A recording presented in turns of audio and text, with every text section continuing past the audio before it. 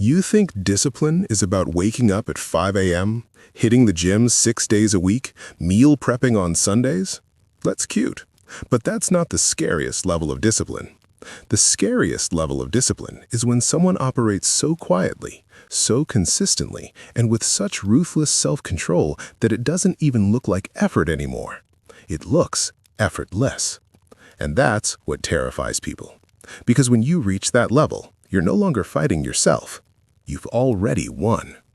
And today, I'm going to show you exactly what that looks like, and more importantly, how your brain is wired to either sabotage you or transform you into something unstoppable. If you're someone who's tired of starting over every Monday, if you're done with motivation that dies by Wednesday, then make sure to subscribe right now, because this channel doesn't give you hype. We give you systems.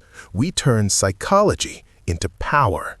And by the end of this video, you'll understand why the most disciplined people on the planet barely even talk about discipline at all. Let's start with something that might surprise you. There's a reason why New Year's resolutions fail 92% of the time. It's not because people are lazy. It's because they're using the wrong fuel. They're running on motivation. And motivation is like a battery. It always runs out. Here's what neuroscience tells us. Your brain has two systems, System 1 and System 2. System 1 is automatic. It's fast, emotional, and it runs on autopilot. This is the system that makes you reach for your phone the second you wake up. System 2 is deliberate. It's slow, rational, and it requires effort. This is the system that gets you to the gym when you don't feel like it. Now here's the problem. Most people try to use System 2, willpower and decision-making, to fight System 1 every single day. And that's exhausting. That's why by 3 p.m. your willpower is gone. That's why you can resist the donut in the morning, but eat 3 cookies after dinner. You've been fighting yourself all day long.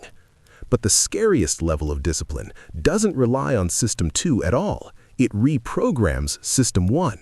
It turns the hard thing into the automatic thing.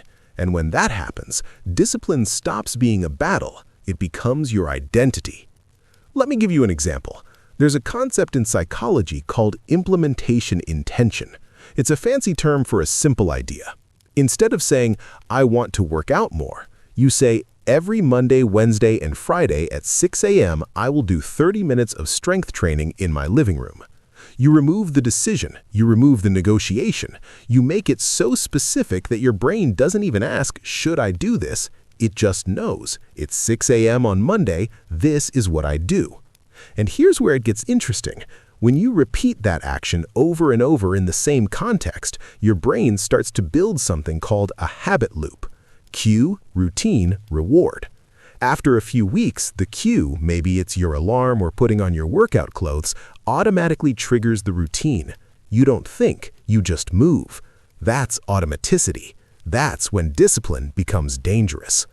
But let's be real. Life gets in the way. You get sick, you travel, you have a terrible day at work. And this is where most people fall apart.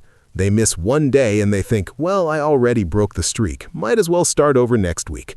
And that one missed day turns into one missed week, then one missed month, and suddenly you're back to square one. The scariest level of discipline has a solution for this. It's called the minimum viable action. It's the smallest version of your habit that still counts. Let's say your goal is to run 5 miles every morning, but you wake up exhausted, you have a headache, your body is screaming at you to stay in bed.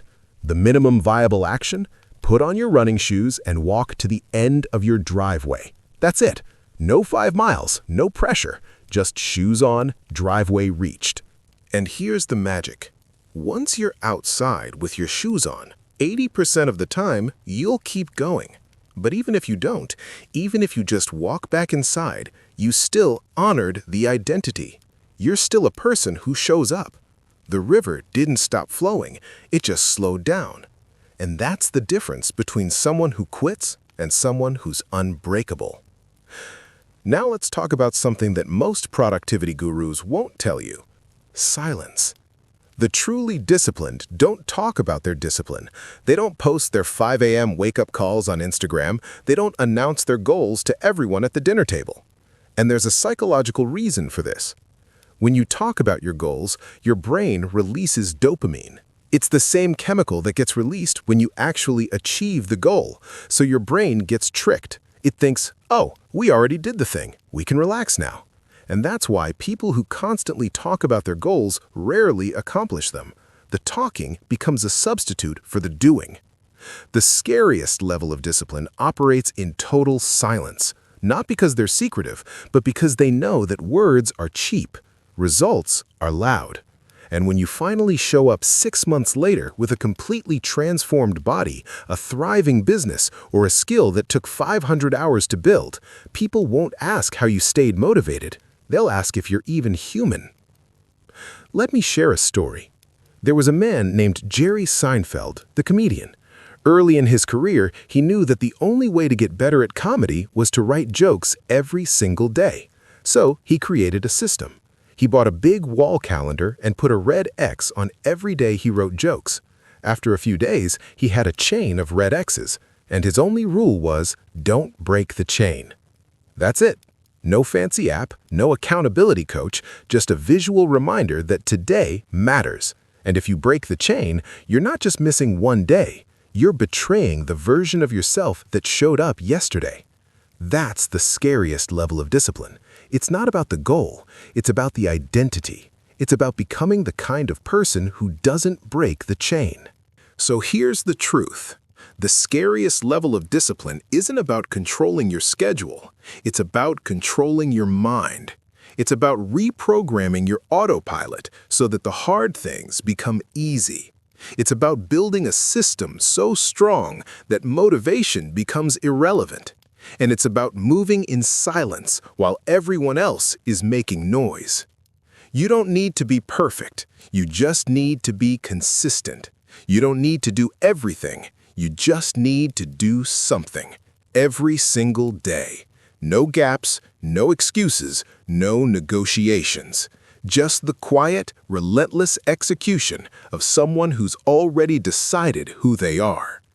And when you get there, when discipline is no longer something you do, but something you are, people will look at you and feel something they can't quite explain. It's not jealousy, it's not admiration, it's fear. Because they're looking at someone who's mastered the one thing most people never will: themselves. All right, that's it for today. If this video hit you differently, if you felt that shift inside, then you know what to do. If you haven't subscribed yet, now is the perfect moment.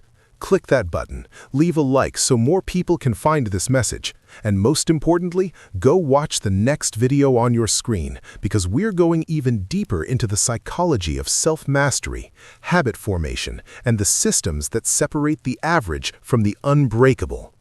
Stay disciplined, stay silent, and remember, the world doesn't need more talkers, it needs more doers. I'll see you in the next one.